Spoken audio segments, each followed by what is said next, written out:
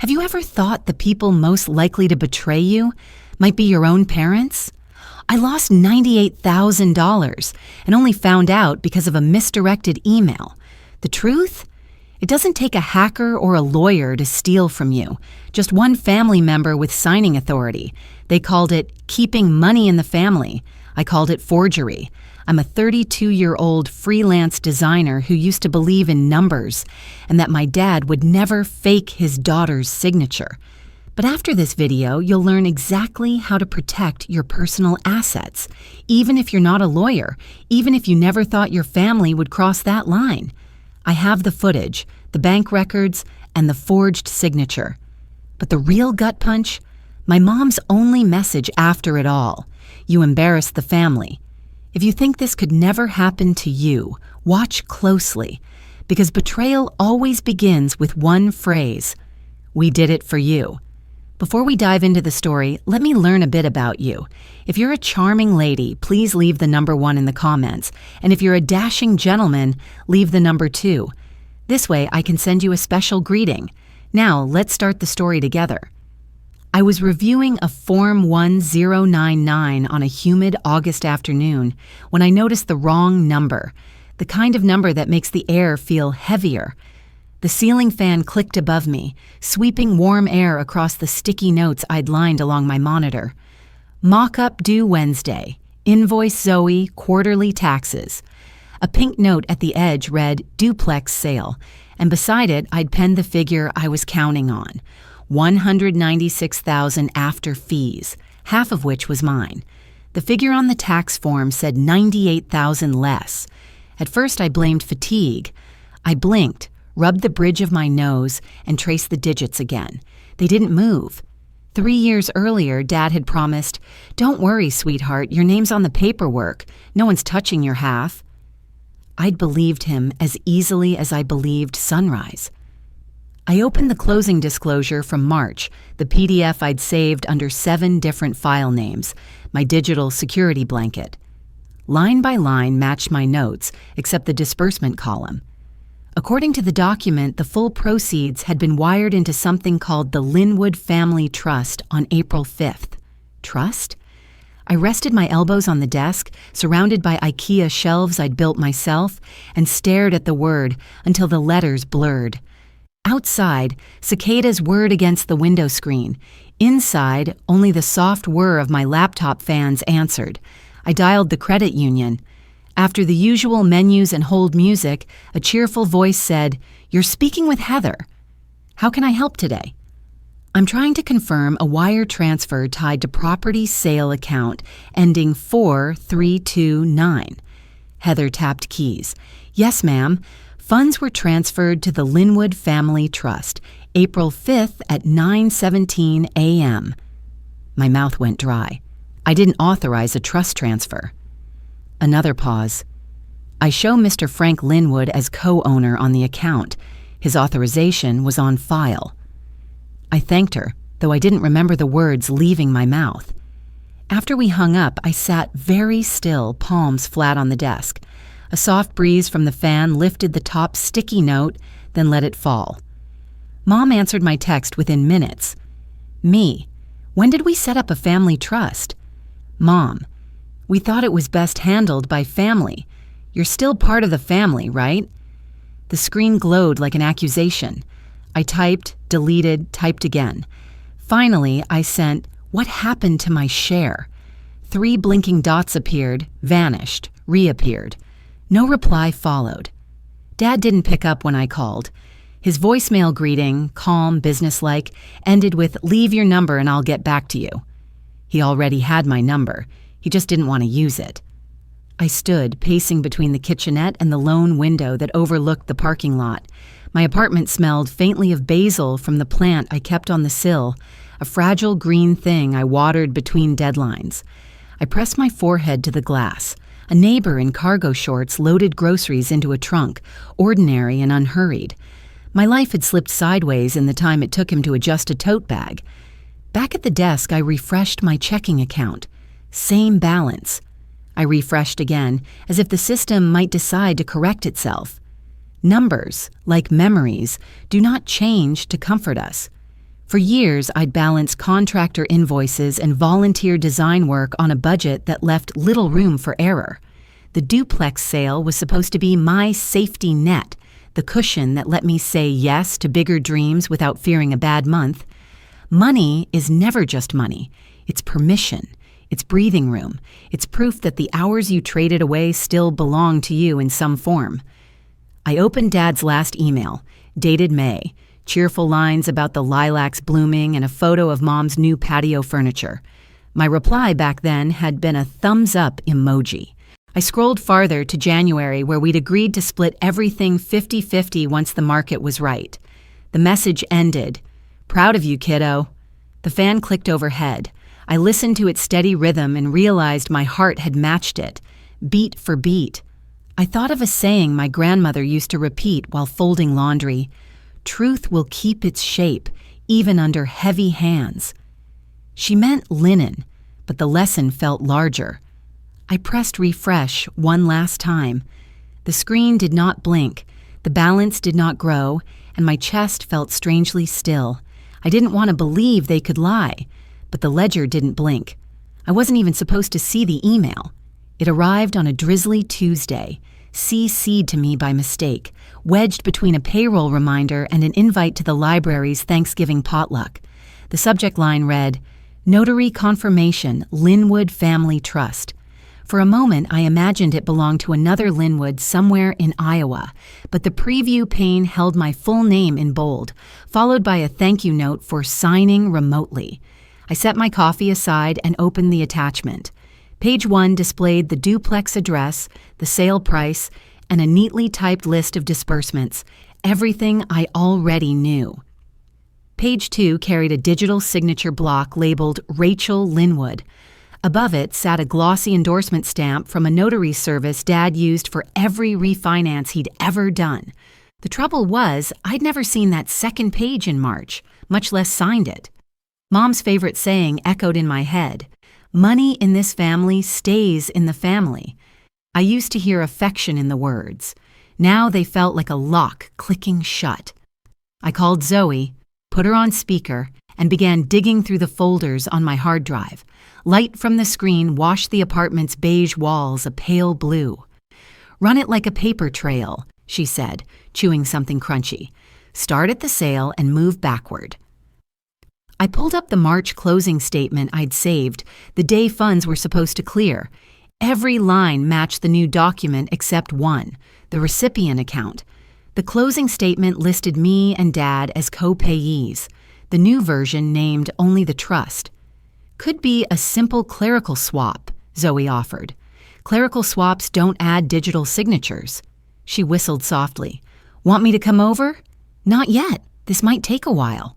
I slid a USB into my laptop, copied everything, and labeled the folder Evidence.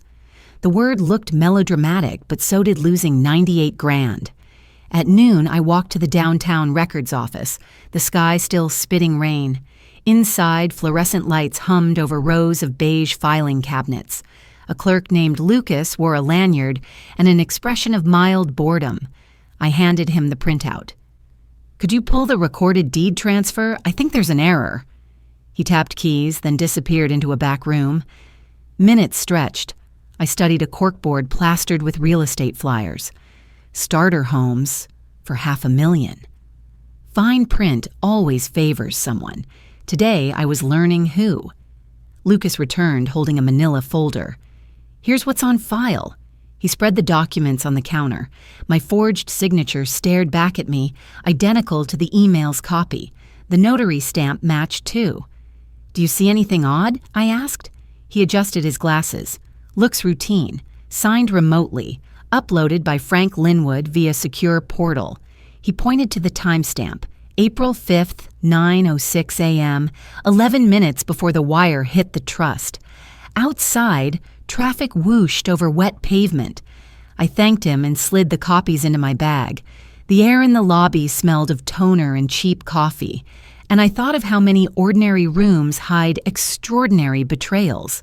Back home, I opened my email archive. Typing approval in the search bar pulled up threads I'd long forgotten. Near the top sat one from Dad dated April 4th. Subject line, "Need your quick okay." I clicked it. The body contained a single sentence. "See attached and reply yes to confirm." Below it was a forwarded approval message, sent from an account with my name but an address off by one letter. The forged yes had arrived 2 minutes after Dad's request. Zoe called again. "Any luck?" "They built an entire path before I knew there was a road." "That's methodical. Also criminal, but mostly methodical." I tried Dad's number, straight to voicemail. My text to Mom pinged as delivered, then nothing. I placed the forged PDF beside a closing doc I'd signed years earlier. The two signatures differed in slant and spacing. Even the tail of the final D drooped wrong. I traced each curve with my fingertip, as if comparison could conjure honesty. Evening settled. Streetlights flickered on, glowing through rain streaks on the window. I'd skipped lunch and felt it in my knees, but the hunger almost helped, made the edges of anger sharp. I scanned the forged signature into Photoshop, overlaid it atop my authentic one, and dialed down opacity until both appeared ghost-like on the screen. The mismatched lines resembled two paths trying to meet and failing. A notification chimed. Mom at last. Her text read, "Dad's busy right now. Don't spiral, okay? Call tomorrow when you've had time to breathe." I stared at the sentence. Don't spiral. As if the real problem was my dizziness, not the knife twisting it. Some truths must be faced head-on, even when they threaten to knock you off balance. I printed the composite image, taped it beside the sticky note wall, and stepped back.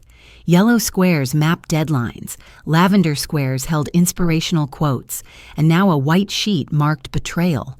Seeing it, there felt strangely right. Order demands that every fact find its proper square. Rain eased into a steady hush. In the quiet, I remembered something Grandma used to repeat over her sewing. Paper keeps secrets only until ink dries. Tonight, the ink had dried. Tomorrow, I would decide what to do with the secret. There's only one way someone gets away with this, if no one ever sees it. I pulled up to my parents' house after sunset. Headlights sweeping across the maple leaves piled along the curb. A dozen cars already lined the street. Thanksgiving at the Linwoods usually meant full tables and louder stories with every refill of cider. But tonight, my pulse thudded like a metronome, steady and unyielding.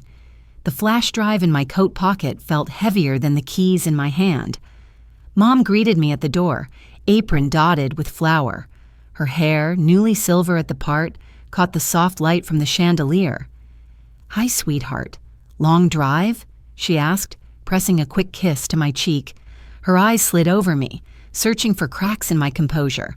I smiled, careful not to let it touch my eyes, and handed her a bouquet of grocery store sunflowers. She thanked me, already turning back toward the kitchen heat and a low timer's buzz. The dining room smelled of roasting turkey, sage, and candle wax. Aunt Melanie waved from the sideboard where she was arranging pecan pie slices onto a platter. Uncle Pete poured himself another splash of red wine, telling Cousin Josh about a Black Friday television deal he planned to chase at dawn. No one mentioned money or real estate. Their small talk skimmed like stones over still water. I settled into the only empty chair at the far end of the table. Dad sat opposite, carving knife resting against the platter as if he had paused for breath. His gaze landed on me for a heartbeat, unreadable, then slid toward the gravy boat. I remembered him deleting my science fair files when I was 15, shrugging off 2 months of work as just data. Tonight, that same shrug lingered in the set of his shoulders. Dinner unfolded with practiced rhythm. Plates passed left, then right, conversations weaving over and under one another. I answered questions about freelancing, nodded at stories, and tried not to hear the clock on the mantel ticking down to the moment I both dreaded and needed. Every time I shifted, the flash drive nudged my ribs. The candles flickered when someone laughed too hard. Forks clinked against china. My heartbeat kept pace. Dessert arrived. Pecan pie glossy with corn syrup, pumpkin pie crowned with whipped cream. The sugar glaze smelled like earlier years, when problems were smaller and solutions involved extra pie. I accepted a sliver, tasted nothing, and waited while dishes clattered back to the kitchen. Steam rose from fresh coffee. Cousin Josh unfolded Scrabble tiles onto a board, letters clacking like distant hail. I cleared my throat. "Before we break into teams," I said, pushing back my chair, "I have something to share." Every head turned. Coffee cups froze mid-air. Dad's knife paused over a slice of pie he had not yet served himself. Mom's smile stayed on, but her eyes widened. Recognition, maybe, or fear. Dear friend. What would you do if you were in my shoes? I bet you can't guess what's coming next. But before we go any further, drop a 5 in the comments if you're still with me, because what happens next might just leave you speechless. I walked to the living room TV, thumb brushing the flash drive's smooth edges. It slid into the USB port with a faint click. The screen lit blue, then shifted to a paused video frame. Dad in a dark jacket, entering a bland office lobby. The timestamp in the corner read April 5th, 2022, 9:04. I pressed play. The room watched Dad approach the notary counter, paperwork in hand. Silent footage skipped to him signing, handing over an envelope, then leaving with a small smile. I felt my pulse in my palms. The heat from the nearby candles warmed my ankles. The rest of me felt cold. When the clip ended, I advanced to a PDF slideshow, wire transfer confirmations, closing disclosure pages, and finally 2 signatures side by side. The left bore my name in smooth, familiar loops. The right was the forged one, identical but hollow. I let them linger on screen long enough for everyone to see the mismatched slants and spacing. Fork metal tapped porcelain. No one breathed. I faced the table. "You didn't just take my money," I said, voice steady. "You made me question my sanity, and you lied to my face for 8 months." Mom set down the gravy spoon she had been polishing, hands trembling just enough to rattle silver on china. "Rachel," she began, tone soft as quilting cotton, "that's not what it looks like." Aunt Melanie, eyes wide, whispered, "Oh, God," then covered her mouth. Dad's expression was stone. He folded his hands, elbows on the table like a judge about to deliver sentence. Yet he said nothing.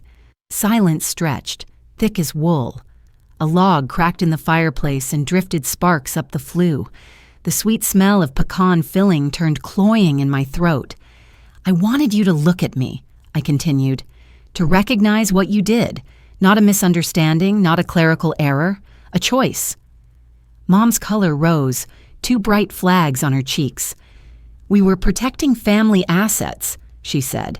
"You would have spent it on rent, projects, things that disappear." "It was my share," I answered. "Protecting me would have meant asking first." Dad exhaled through his nose, a sound like a door creaking shut. Still no words. Maybe he saved them all for bank forms and notary appointments. Behind me, the slideshow idled on the side-by-side signatures, screensaver bars crawling across incriminating text. The candles burned lower, wax puddling near the base. Heat swirled upward, but a draft licked my ankles, raising goosebumps. I thought of Grandma's voice reading Proverbs at bedtime. "Walk in integrity, and you walk securely." I was shaking, yet the floor felt firmer than it ever had. Mom pushed back from the table. Her chair legs scuffed the hardwood like a sudden verdict. "You blindsided us," she whispered. "On Thanksgiving, Rachel." I kept my eyes on Dad. "You blindsided me in April." No one clapped. No one spoke. Even the Scrabble tiles rested face down, their potential words silenced.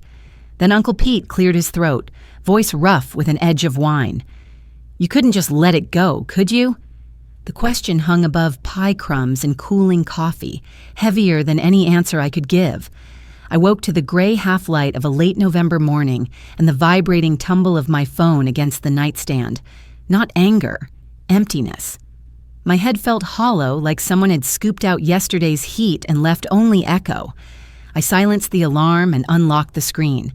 13 missed calls, 11 new texts, 3 voicemails, Black Friday deals, family fallout. The notifications blurred together until Zoe's name appeared with a single line. "Are you still standing?" Silence, she once said, is still a response. Sometimes it's the cruelest one. Last night, I'd offered evidence. This morning, the response was a wordless wall. Coffee first. I shuffled to the kitchenette, clicked the machine on, and listened to water sputter through grounds. My apartment smelled of cinnamon from a candle I'd lit the week before. Holiday optimism that already felt ancient. Steam rose in thin threads while I scrolled. Mom's text had arrived at 2:13 a.m. You humiliated us. Over what? A misunderstanding? Below it sat a blue bubble I'd never sent. Just 3 dots that had appeared, vanished, and left white space where forgiveness might have lived. Dad hadn't texted at all. No apology, no explanation, only his silence, cold and deliberate. Uncle Pete's gravelly voice filled the first voicemail. Family doesn't air laundry, Rachel. Especially not in front of Melanie. Think about what you did. He sounded tired or maybe disappointed that I'd interrupted his holiday script.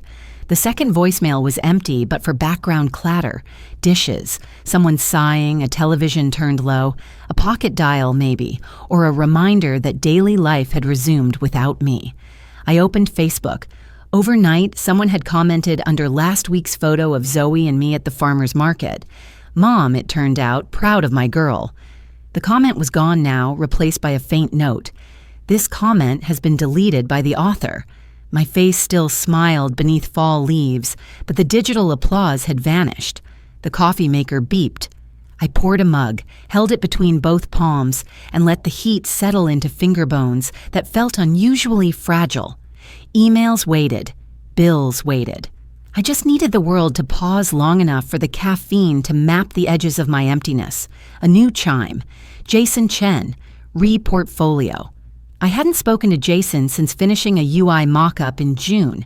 His subject line read, "Saw your recent update. Coffee next week?" Something steadied inside me. Proof that not every bridge had burned overnight. Zoe video called. Her face appeared fuzzy without makeup, hair pulled into a slanted bun.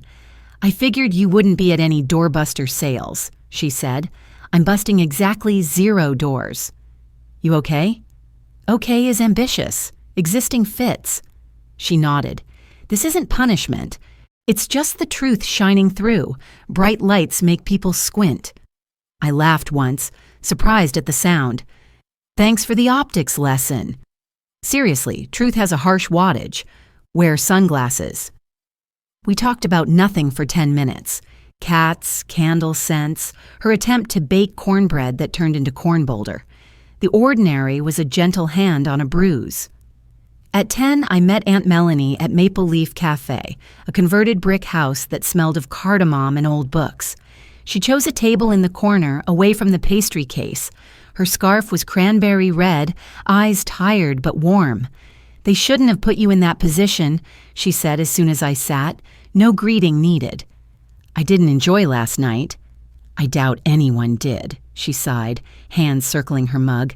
"It was wrong what they did, but this family—" She glanced at a couple speaking softly near the window. "They don't forgive public shame." I traced the rim of my cup. "They prefer private theft." Melanie's lips quirked, a sad, almost smile. "I won't defend them.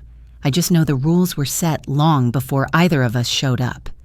Rules, like Dad's unspoken hierarchy, his choices, Mom's approval, my compliance. I sipped chai, its spice sharp on an empty stomach. "Where does that leave us?" I asked. "Outside, maybe." "But sometimes outside is where fresh air lives." She reached across the table, squeezed my hand. No answers, just presence. Sometimes presence is louder than logic.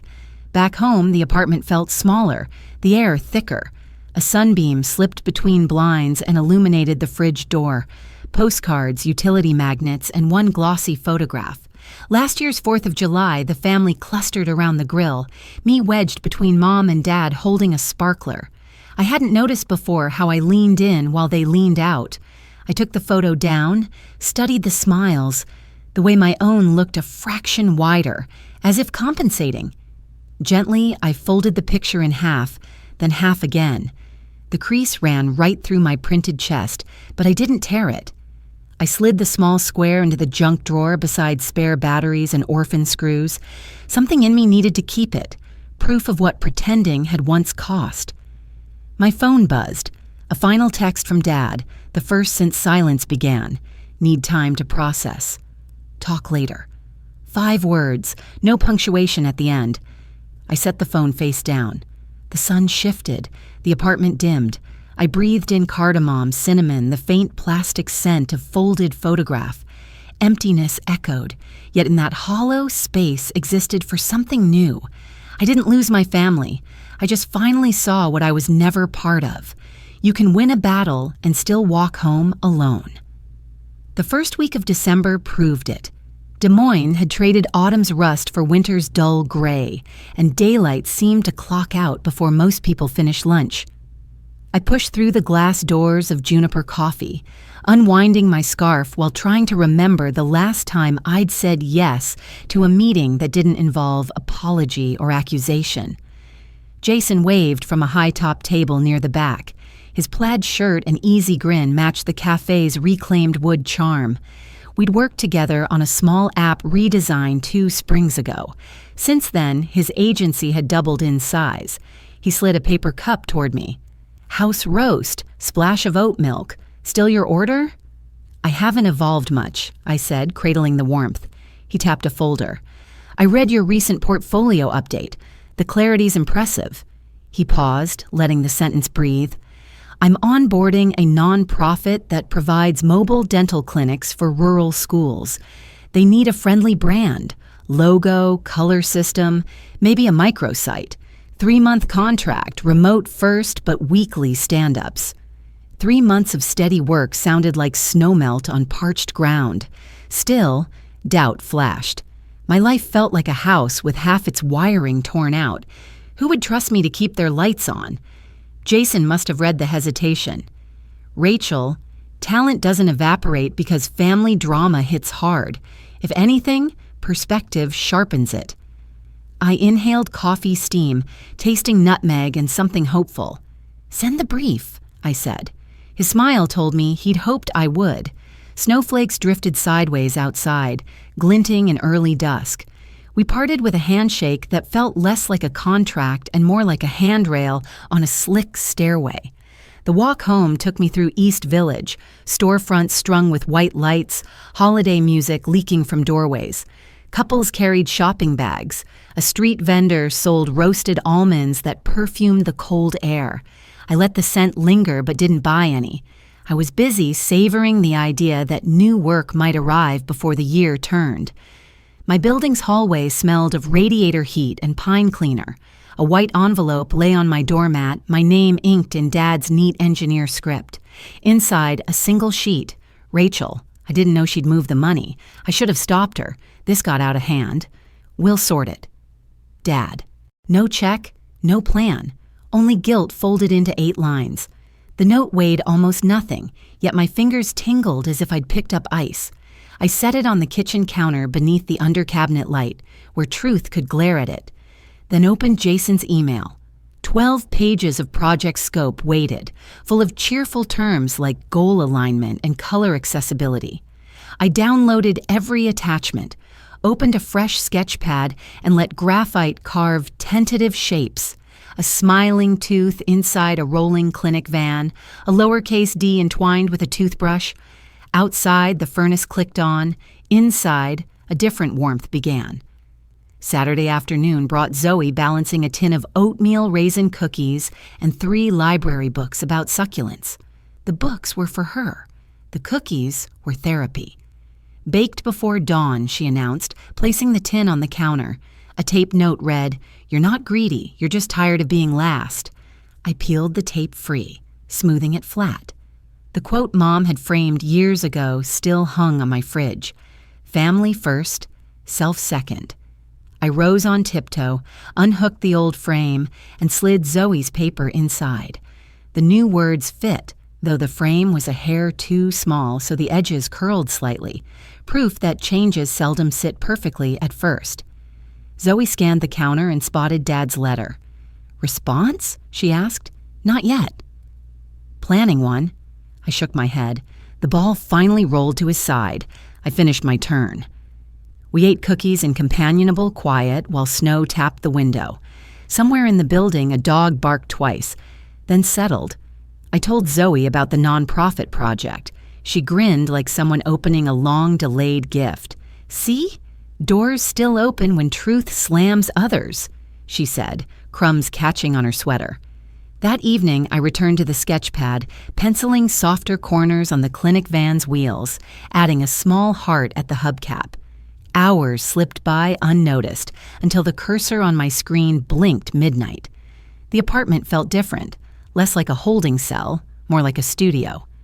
Before shutting down, I opened my contacts and scrolled to the favorites list. Mom's number sat beneath Zoe's and above the Thai place that remembered my order. My thumb hovered. One swipe sends someone from front row to general seating. I slid left. Delete from favorites? Yes. The phone offered no fanfare, no drum roll, just rearranged icons, as if the universe shrugged and made room. The absence rang louder than any ringtone. I closed the laptop, stretched, then poured the last of the coffee into the sink. Outside, streetlights haloed falling snow. Peace can be quiet, but it is never passive. It requires acts, however small, that declare ownership over one's own breathing. I still didn't get the money, but I got my mind back, and maybe that's more expensive. The wedding wasn't big, but it was ours, and no one sat in row 2. We chose La Jolla Cove because the tide keeps its own quiet vows, and because Miles loved the idea of his grandparents rolling their wheelchairs right onto the packed sand. A May sun lifted, bright but softened by morning haze, so the water looked more silver than blue. I stood barefoot at the top of a sandy aisle, skirt brushing my ankles, a small bouquet of sunflowers steady in my hand. The petals echoed the gold of the new ring Miles had slipped into his pocket before dawn. As guests settled on rented white chairs, I noticed the deliberate gap after the first row. The absence of my parents felt less like a hole, more like breathable space. "Closure isn't a door they close, Doctor," Patel once reminded me. "It's one you learn not to knock on again." Cousin Nora caught my eye and lifted her thumb in a quiet salute. Behind her sat Zoe, beaming through sunglasses, and Jason, who had taken the day off from agency deadlines to man a phone camera for the relatives streaming from colder states.